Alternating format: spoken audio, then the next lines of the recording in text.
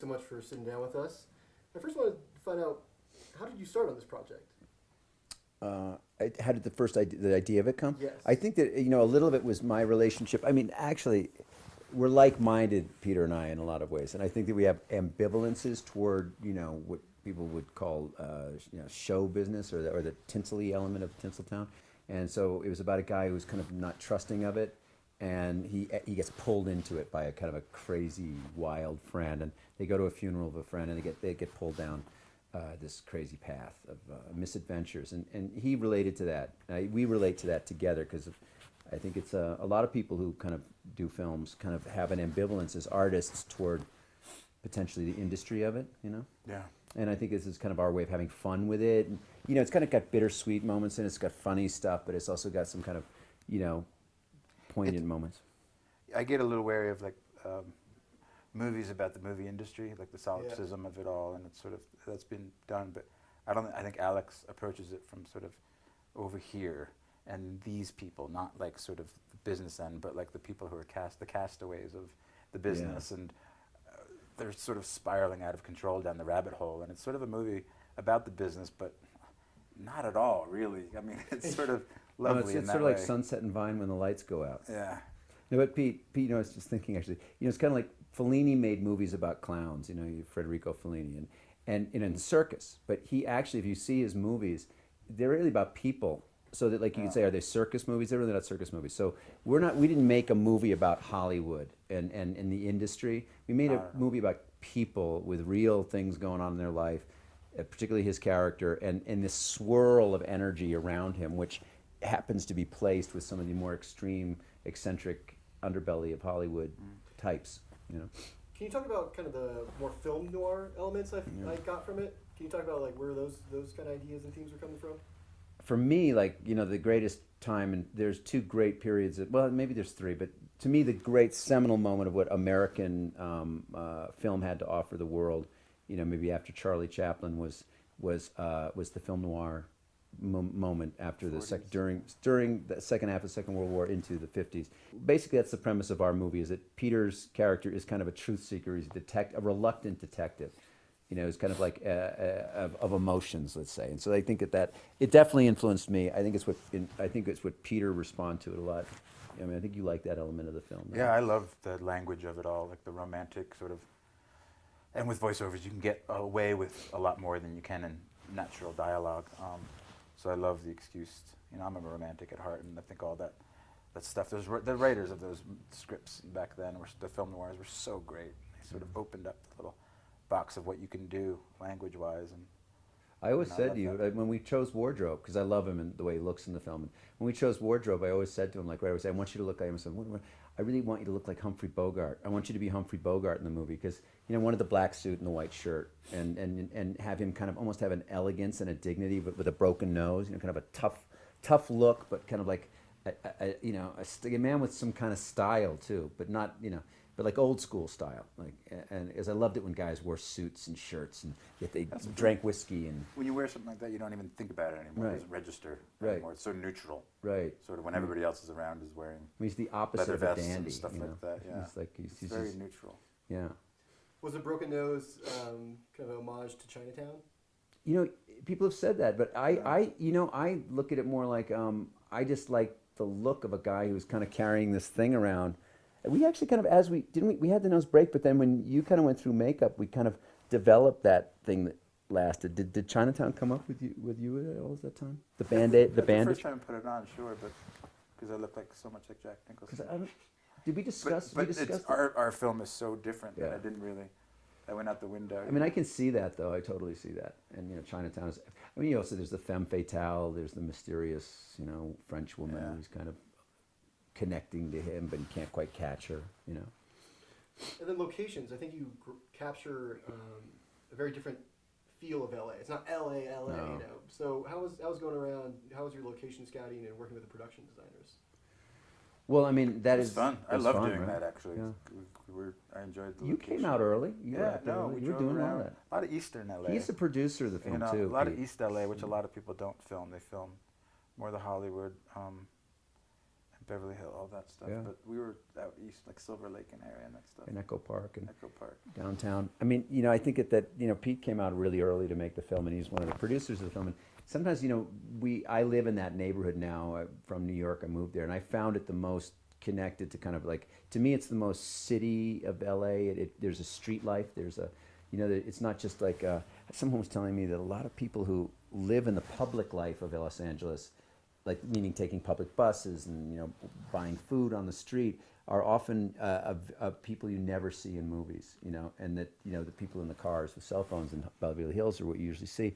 But this is more of a pedestrian, little motor scooter side of LA, where it's an eye level view of LA. And also, that's where the Armenian neighborhoods are too, which we wanted to, just because there's that element to the film, which I really love.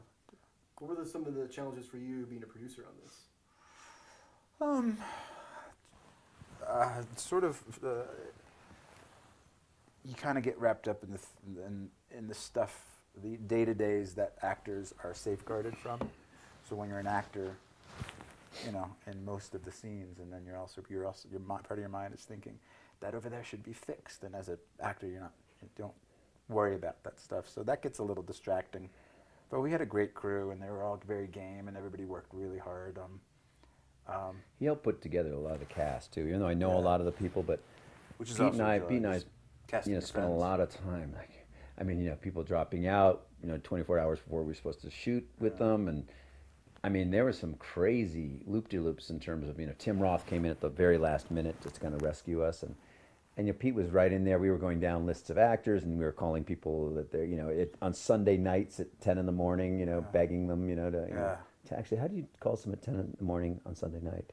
That's the kind of thing we had to do. That's what we did wrong. That's what we did wrong. Yeah, We should have called them at 10 o'clock. in the right time. Right. Yeah. Universe. Yeah. Yeah. So what's your collaboration process in terms of getting the best performance out of Peter? We both are we were like-minded in what we want to do with the movie, and nothing's ever personal, and it's just sort of, you don't have to circle each other. Like a lot of films, when you start out, there's like, you're shooting, but the first week or so, you're still circling each other's personalities.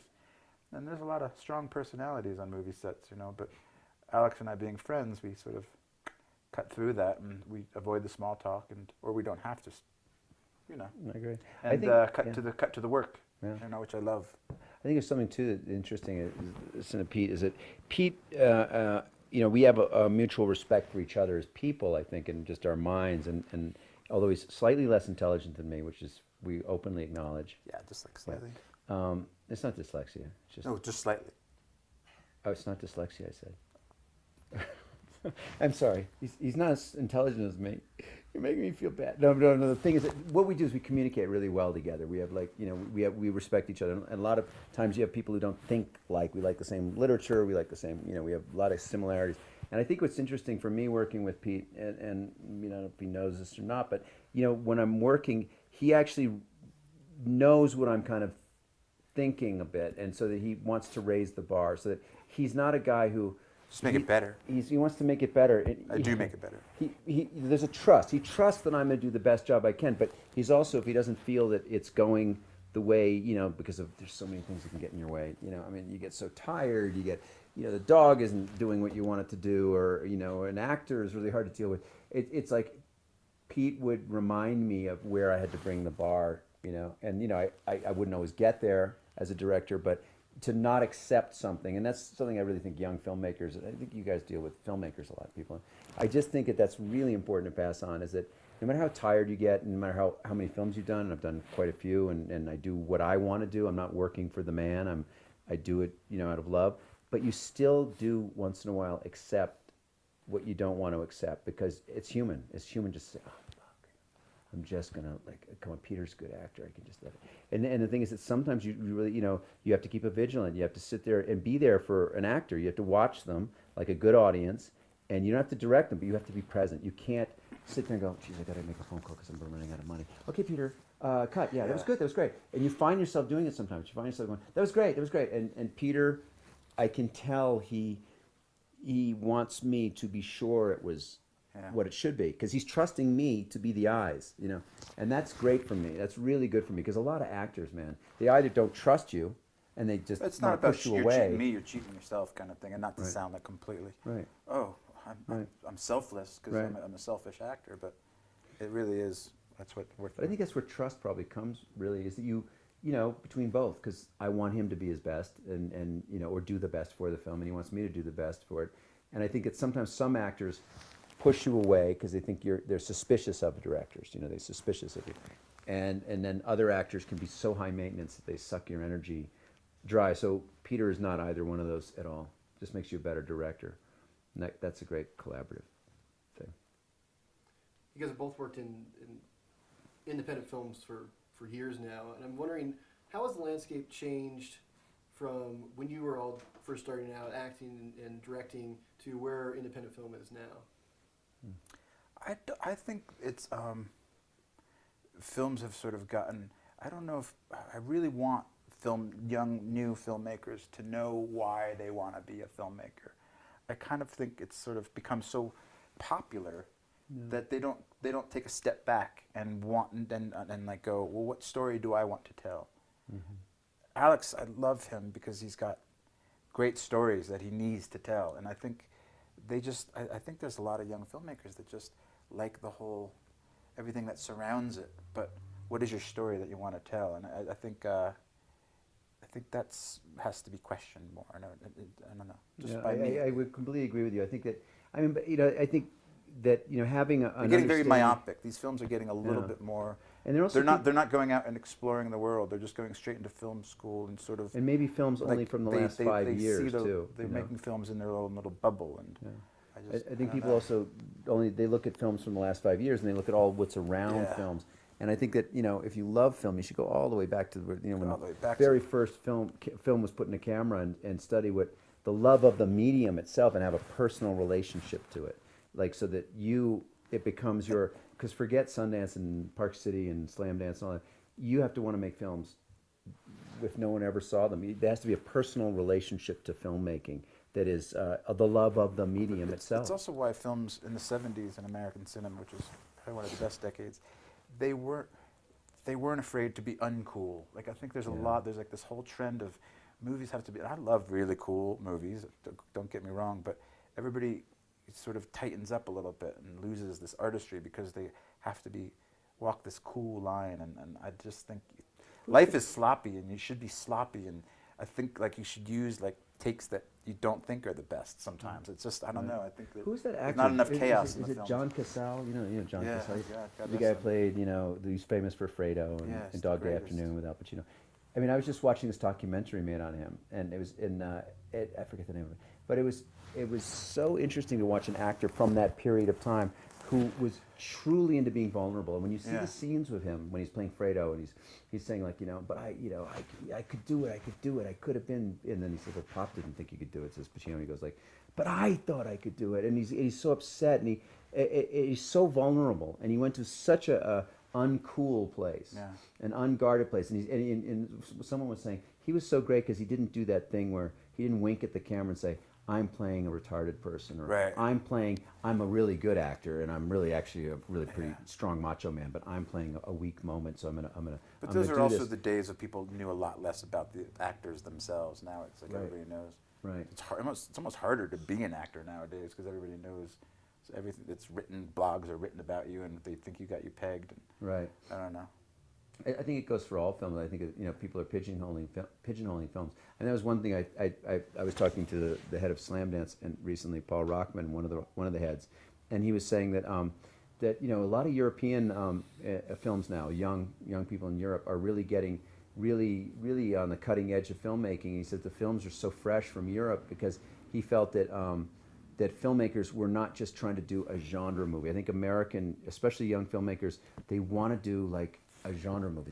I think that would be what I'd love to have young filmmakers in America do, is really get into the love of filmmaking. Don't worry so much about the auditioning process and how you're making a film that everyone's going to like or that's being accepted. Yeah, that's we used to said we were talking about that the other day. Like, don't worry. I think we're very sort of getting a little bit result oriented, like in terms of you're making it and how it's going to be perceived when you're making a film. You're very aware of the audience, and you should just make it for yourself, and I don't know.